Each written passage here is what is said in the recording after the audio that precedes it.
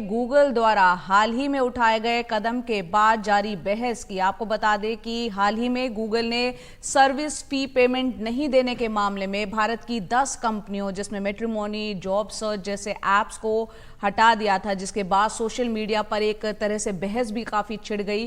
Google versus भारतीय app developers trend करने लगा था। कई ऐप फाउंडर्स ने जो है भारत का अपना ऐप स्टोर बनाने की बात कही है। तो अब सवाल ये है कि क्या गूगल, जिसने एंड्रॉयड इकोसिस्टम को विकसित करने के लिए बहुत सारा पैसा निवेश किया है, वो तकनीक के बहाने एंड्रॉयड इकोसिस्टम में ऐप्स के डिस्ट्रीब्यूशन मैकेनिज्म को कंट्रोल कर सकता है? क्या गूगल को उन इन्वेस्टमेंट्स का लाभ उठाने की अनुमति दी जानी चाहिए?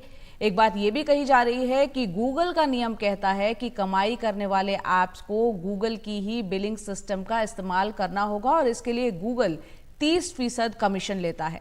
इस नियम से डेवलपर्स खासे नाराज हैं। अब जिस मुद्दे पर हम अब एक्सपर्ट से चर्चा करने जा रहे हैं कि भारत अपने ऐप स्टोर के मामले में किस तरह से आत्मनिर्भर हो सकता है, उसके सामने क्या कुछ चुनौतियां हो सकती हैं, इस पर बात करने के लिए हमारे साथ एक खास मेहमान हैं, एक्सपर्ट हैं, इंडिया फ्यूचर फाउंडेशन के संस्थापक कनिष्क गौड़। बहुत बहुत शुक्रिया कनिष्क जी हमसे जुड़ने के लिए और इस पर चर्चा करने के लिए। काफ़ी अहम ये मुद्दा है। आपसे समझना चाह रहे हैं कि जिस तरह से हाल ही में हमने देखा गूगल प्ले स्टोर से इंडियन ऐप्स को हटाया गया था, गूगल की डोमिनेंस को भारत किस तरह से कम कर सकता है, उस दिशा में हमारी तरफ से यहाँ पर क्या कोशिशें चल रही हैं? जी देखिए, हमें अपने देश में ऐसे लॉज लाने होंगे जिससे गूगल जैसी कंपनियां हमें धमका ना सके। सबसे पहले जरूरी है जो हमारा इंडियन आईटी एक्ट है उसको और हम दुरुस्त कर सके, ताकि जो ये गतिविधि गूगल ने अभी करी है इंडियन एप्स को हटाने की, वो दोबारा हमारे देश में ना हो सके। अगर हम अपना ऐप स्टोर बनाने लगेंगे तो उसमें बहुत ज्यादा समय लगेगा, और वो कितना चलेगा, कितना हम उसको मेंटेन कर पाएंगे, कितनी उसकी एफिशिएंसी होगी, वो सब जो बातें हैं उनमें हमारा बहुत ज्यादा समय जाएगा। तो जो हम देख सकते हैं कि बहुत सारे देश जो गूगल की ये धमकियां हैं इनसे बचने के लिए अपने लॉज को दुरुस्त करते हैं, उसकी तरफ मुझे लगता है हमें बढ़ने की जरूरत है, ताकि ये एप्स जो हमारे देश में काफी पॉपुलर हैं और काफी ज्यादा इंटरनेट सर्विसेज के लिए यूज की जाती है, चाहे वो Naukri.com है या आपकी जीवन साथी है या शादी.com बिल्कुल, है। बहुत से मैट्रिमोनियल ऐप्स हैं, जॉब सर्च ऐप्स हैं। आपने कहा कि नियमों में हमें बदलाव करना चाहिए, बहुत से देश जो है नियमों में सख्ती कर रहे हैं। किस तरह के बदलाव आपको लगता है, आप उम्मीद कर रहे हैं कि ऐसे हों जिससे कि फिर से ये चीज जो हुई वो ना हो?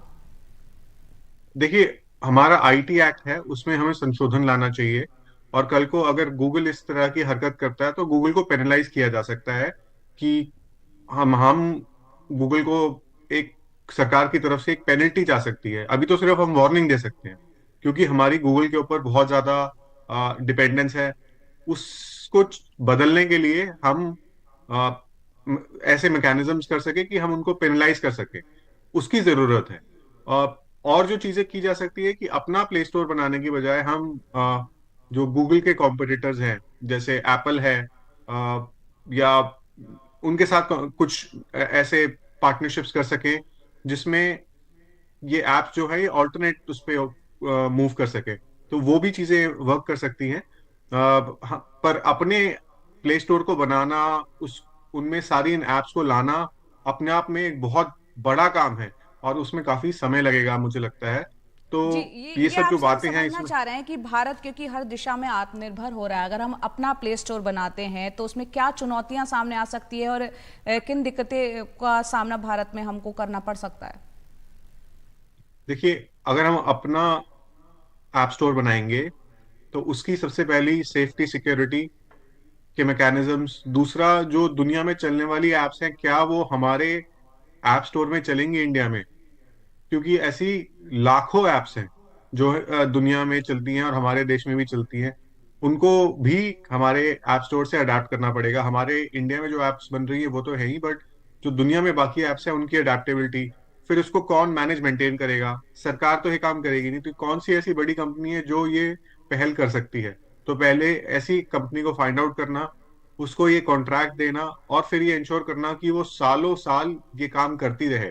तो आप गूगल जैसी एक कंपनी भारत में बनाने की बात कर रहे हैं। तो अब गूगल आज से तो बना नहीं है, गूगल को भी गूगल बनने में 20 से 30 साल लगे हैं। तो आपको एक बड़ी एक आईटी मल्टीनेशनल कंपनी देखनी पड़ेगी जो ये काम कर सके, और सरकार को उसके ऊपर बहुत ज्यादा भरोसा करना पड़ेगा। तो जी। ये एक एक एक दिक्कत की बात है। दूसरा तरीका हो सकता है पब्लिक प्राइवेट पार्टनरशिप, जिसमें एक नहीं बहुत सारी कंपनियां सरकार के साथ मिलके एक पब्लिक प्राइवेट पार्टनरशिप में एक ऐप स्टोर बना सके। अभी क्या होता है कि एक ऐप स्टोर ऐसा कोई बनाने के लिए आईआईटी को लगा दिया जाएगा, पर वो ऐप हम्म। स्टोर जो है उसका उसको जब वो बना के लेके आएंगे तो बहुत कम कंपनीज हैं जो उसको अडॉप्ट करेंगी। हमने पहले भी देखा कि हमने बोला था कि हम अपना ऑपरेटिंग सिस्टम बना रहे हैं, हम भारत ओएस हमने बनाया, बट कितने लोगों ने भारत ओएस के ऊपर स्विच किया। या हमने बोला कि हम भारत में अपना मोबाइल फोन बनाएंगे जो बाकी कंपनीज के साथ करेगा। तो भारत में बने हुए मोबाइल फोन कितने लोग अभी इस्तेमाल कर रहे हैं। तो इंडिजिनियस चीजें बनाना मुश्किल नहीं है, पर उसको कैसे लोग अडॉप्ट कर रहे हैं और कितना उसको यूज कर रहे हैं वो एक बड़ी बात है। तो इन तो यहाँ चीजों पर को आप मद्देनजर कनिष्ठ कह रखते रहे हैं हुए कि अगर पब्लिक प्राइवेट पार्टनरशिप के तहत उस तरफ प्रयास किया जाए, कोशिशें की जाएं, तो ये जो हमारा लक्ष्य है उसको हम हासिल कर सकते हैं। आपसे समझना चाह रहे हैं कि पिछले 8 साल से बताया जा रहा है कि डिजिटल पब्लिक इंफ्रास्ट्रक्चर जैसे डीपीआई है वो उस पर काम चल रहा है। डीपीआई के बारे में हमारे दर्शकों को थोड़ा बताएं। कि डिजिटल पब्लिक इंफ्रास्ट्रक्चर वो है जो हम चीजें इस्तेमाल कर रहे हैं, जैसे आपका डिजिटल लॉकर है, आपका आधार है, जो आपका जीएसटीएन है, ये सारे आपके डिजिटल पब्लिक इंफ्रास्ट्रक्चर है। यूपीआई भी आपका डिजिटल पब्लिक इंफ्रास्ट्रक्चर है। अब ये सारे जो सिस्टम है ये भारत में बनाए गए हैं ताकि पब्लिक गुड के लिए ये इस्तेमाल किए जा सके। और ये काफी ज्यादा चर्चा में है क्योंकि बहुत सारे बाकी देश भी इसको एज रोल मॉडल ले रहे हैं। हम इसको बाहर ले जाने की बात कर रहे हैं। यूपीआई हमारा जो है वो भारत में नहीं, भारत के बाहर बाकी देशों में भी अब चल रहा है। तो अगर आप बात करें कि क्या आप एक प्ले स्टोर को एक डिजिटल पब्लिक इंफ्रास्ट्रक्चर बना सकते हैं, डीपीआई बना सकते हैं, हाँ बिल्कुल बना सकते हैं। पर उसको किसे आप चलाएंगे और कैसे मेंटेन करेंगे वो अपने आप में एक बहुत बड़ी बात है। डिजिटल पब्लिक इंफ्रास्ट्रक्चर के लिए भारत जाना जाता है, पर प्ले स्टोर अपने आप में एक बहुत बड़ी बात है बनाना, और उसमें बहुत ज्यादा समय लगेगा। और उसकी जो सिटी है उसको भी समझने के लिए आपको ध्यान रखना पड़ेगा, क्योंकि कल को ये गूगल और एप्पल जैसी ही कंपनियां हैं जो इसको हो सकता है ब्लॉक करने की कोशिश करेगा। आज तो अगर ये 5-6 ऐप कंपनीज हैं जिन्होंने गूगल की बात नहीं मानी तो उनको ब्लॉक करके हटा दिया गया।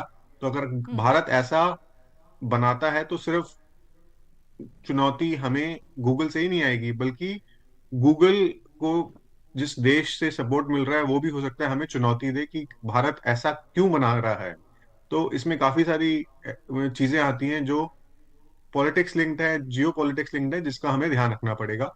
तो अगर भारत कल को गूगल पे जाके हमारी ऐसा एक डिपेंडेंसी डिजिटल कम हो उस तरह से हमें आगे क्या करना चाहिए। और साथ ही यहाँ पर गूगल की तरफ से ये भी कहा जाता है कि जो उसके नियम है कि कोई भी अगर उसका इस्तेमाल कर रहा है प्ले स्टोर का, तो जो बिलिंग सिस्टम है उसको वो फॉलो करे, जिसके लिए वो 30% जो है कमीशन लेता है। वो कह रहा है अगर मैं सर्विस आपको प्रोवाइड कर रहा हूँ तो उसके बदले आप नियमों के तहत ये पे करें। तो उसको किस तरह से डील किया जा सकता है?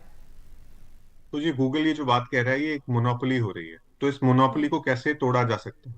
तो आप इस मोनोपोली को तोड़ने के लिए भारत में नियम में संशोधन कर सकते हैं, आईटी एक्ट में संशोधन कर सकते हैं कि जी। आपके पास ऑल्टरनेट मैकेनिज्म्स हो, ताकि जो हाँ। 30% गूगल फीस लेने की बात कर रहा है वो सबके लिए जरूरी नहीं है देनी।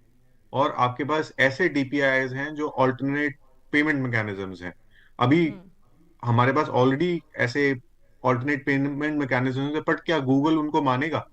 गूगल के पेमेंट मैकेनिज्म को ना फॉलो करते हुए अगर भारतीय कंपनियां उन पेमेंट मैकेनिज्म्स को फॉलो करो तो गूगल को वो एक्सेप्टेबल हो? इसके लिए आपको स्ट्रॉन्ग गवर्नेंस की जरूरत है, आईटी एक्ट को चेंज करने की जरूरत है आपको, नए लॉ भी आप ला सकते हैं ताकि आपके यहाँ फेयर प्रैक्टिसेस हो सके। हमारे देश में कंपटीशन कमीशन है जिसने गूगल को पहले फटकार लगाई थी, और कुछ 1,000 करोड़ से ऊपर की पेनल्टी भी लगाई थी because of these unfair practices, जहां पे कहा गया था कि गूगल मोनोपोलिस्टिक प्रैक्टिसेस इंडिया में फॉलो कर रहा है। अब क्या जो गूगल ने किया वो भी एक नई मोनोपोली है? उसको तोड़ने के लिए कंपटीशन कमीशन में क्या एक नया प्रोविजन लाया जा सकता है वो चीजें हैं जो हमें आगे देखनी पड़ेंगी।